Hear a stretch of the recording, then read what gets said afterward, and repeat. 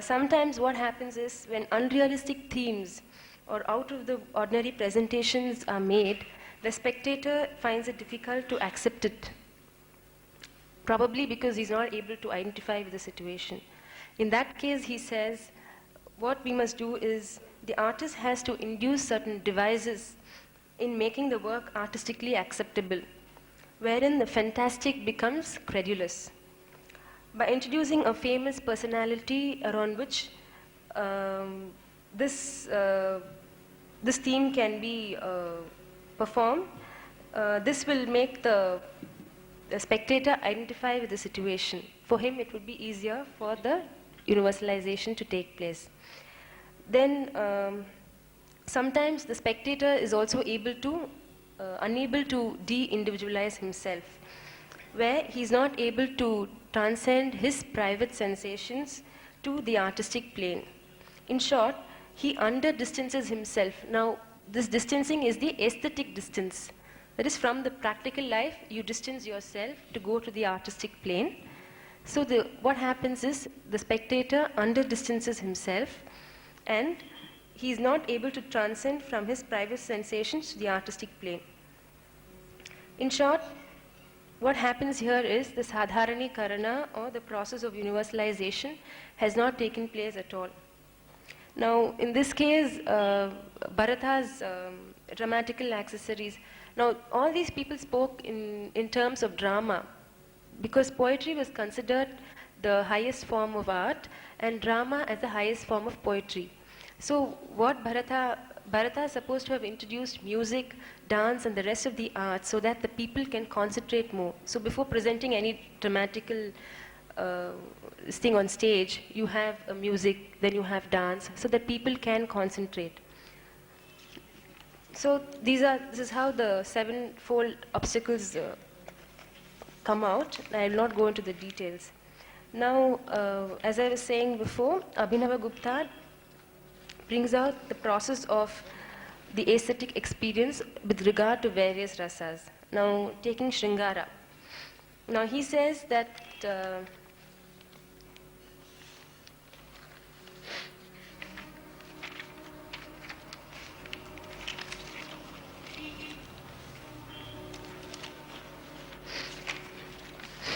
he explains the nature of universality or sadharanya in the dramatical presentation of Shringhara or love in the aesthetical context.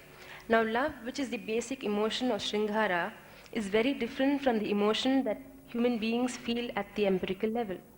The difference lies in the fact that at the empirical level, the individuality of two persons in love remain intact throughout. It is predominantly at the physical level and needs the presence of all that excites it and makes its enjoyment possible. Now, the aesthetical love transcends the physical and consists in the experience of unity that emerges in consequence of the merging of two selves into one another. Here, the universalization or de-individualization is very important. The elimination of time and space, which are important elements of individuality, is brought about. Thus, what follows is that our consciousness of the actor is clouded owing to the dramatic devices like makeup, etc. But owing to our earlier impressions of him, we do not identify him with the character that we portray, say Rama.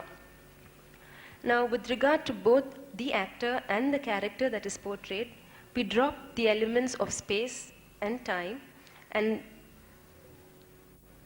we become oblivious of the actor belonging to actual time and that the character belongs to the mythological times. The actor does not perform in a detached manner. His consciousness participates in the emotion of love, but it does not belong exclusively to himself, in which case his personal attachments will cloud the work.